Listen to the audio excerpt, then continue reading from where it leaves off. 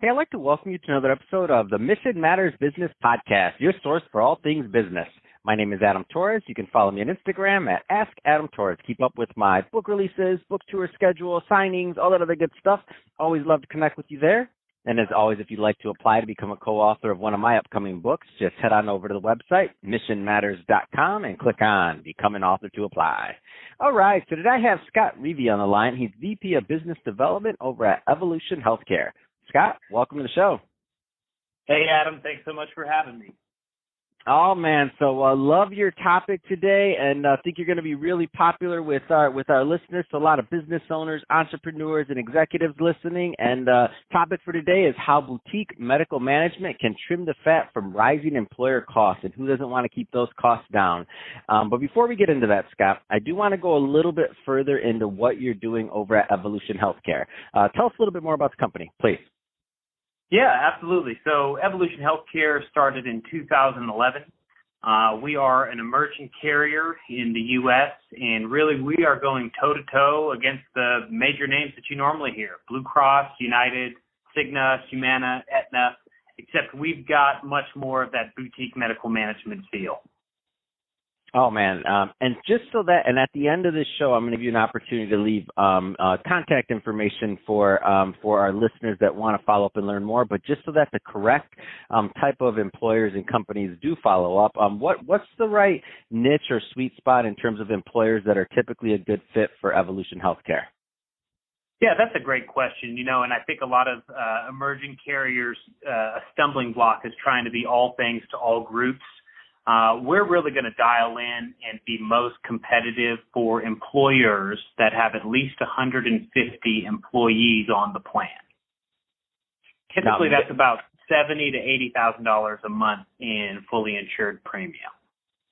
That's awesome, and that's why I asked the question, because I know when somebody has their sweet spot, if everybody knows who they are, then the people listening right now that do fall in that category, they're like, oh, we got to call this guy. So awesome there, Scott. So let's just jump right into today's topic. So how boutique medical management can trim the fat from rising employer costs. Where do you want to start with that one? Well, I think the best place to start is to talk about how a claim gets paid. And to talk about how a claim gets paid, the primary part of that message is what gets evaluated versus what does not. If you're looking at Blue Cross, United, Cigna, Humana, Aetna, if you're with one of those carriers and you're a CFO, you've got to sleep at night or try to sleep at night knowing that those carriers are going to automatically be paying 90% of the claims that come through the door without looking at them at all. However, in the same breath, those same carriers, or for example, CMS that looks at Medicare, those carriers would say that 90% of bills are rife with errors. Now, in healthcare, billing errors almost never, and I'll just rephrase, never lead to lower costs. So what's happening there is carriers have this kind of perverse incentive to automatically pay the bill when they know that it's more expensive than it should be, because they then use what they paid out to justify an increase in premiums the following year. And essentially what you've got there is a whole lot of margin, aka profit, that gets built in by the carriers for what they, air quotes, expect their claims to be. But again, the expected claims are just full of errors, and there's just a lot of meat that gets left on the bone. So what we do is, rather than automatically paying 90% of claims that come through, we only automatically pay 60% of claims. Now, for the HR managers out there, this doesn't represent any disruption for the employee, right? There's no delay in delivery of care. There's no interruption there. All that's happening is on the back end, we're saying, hey, we noticed that when this patient went in for an echocardiogram, they actually got charged twice. Or they were charged for 3 attending physicians being in the room. Did that really happen? It's that type of follow-up that can literally cut a claim in half. And when the group is on the hook to pay for a good portion of those claims, that makes all the difference in the world. So when we say boutique medical management, it's really that 30% delta in what we look at makes up just millions and millions of dollars in savings for our members. And that's crazy because it's totally sounds to me almost counterintuitive. But then if you think about it, the fact that they would just pay them and that they're actually, I don't want to use the word happy, but let's just say they're willing to overpay something based off of being able to charge more because the plan now costs them more so they can justify it to the company. And I'm guessing that there's never like this point where you kind of like just get this voluntary discount because it costs a little bit less. Doesn't really work that way, does it, Scott? Doesn't really work that way. So that's a great. So all that the carriers do every year is so present value of money. So they know that's baked in and they know what's going to happen going forward. So it's like sure, we'll make that back many folds. That's it. So that's the first thing that we do is just, we only auto-adjudicate, automatically pay 60% of claims versus 90. And then the second part of, the way we approach, providing new solutions is a lot of that margin, that extra profit that gets built in by the carriers, typically just the same way that interest gets kind of front-loaded when you buy a mortgage, on a home. Mm-hmm. The margin is typically front-loaded on that annual contract. And what I mean by that is in the first 2 months of a contract, claims very likely are not coming through. Even if they were incurred, if you've got, say, a January 1 effective date for group coverage, any claims that go in January and February aren't going to hit until March. There's just a natural lag. Now, if there's no claims coming through, but the employer is still paying that full premium, that full bill, which, $100,000, $200,000 a month, and there's no claims, well, there's the margin, my friend. So what we do is we only charge our low fixed costs, which typically are 30%, 25, 30% of what they're used to paying, and claims as they are incurred up to a monthly max. So not only are we not automatically just blindly paying claims with the employer's money, we're carefully going through what is actually coming through the claims wire. But then on top of that, we are not charging the employer for the claim until it is actually incurred and has gone through our specs.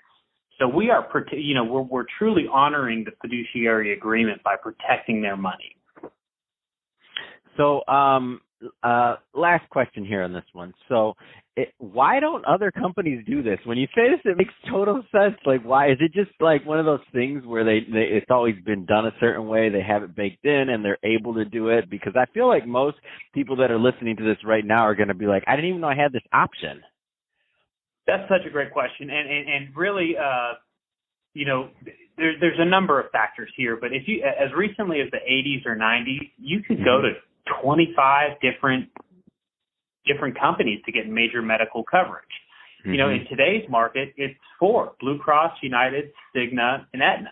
Humana is active in some markets, but really it's kind of a far cry. So there's just 4 players.